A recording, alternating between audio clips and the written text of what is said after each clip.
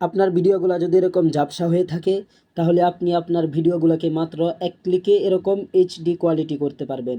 তো কিভাবে করবেন চলেন আমি দেখিয়ে দিচ্ছি। তো প্রথমেই আপনি চলে যাবেন গুগল প্লে স্টোরে। গুগল প্লে স্টোরে যাওয়ার পর সার্চ বারে গিয়ে সার্চ করবেন উইন্ট লিখে। তারপর অ্যাপসটি আপনার সামনে শো হবে। তো এই যে নিচের কালো অ্যাপসটি ইনস্টল করে নেবেন।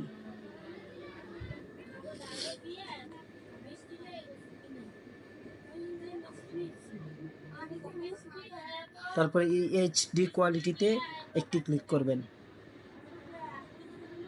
তারপর এই অপশনটিতে ক্লিক করে আপনি যে ভিডিওটা এডিট করবেন সেই ভিডিওটা সিলেক্ট করে নেবেন।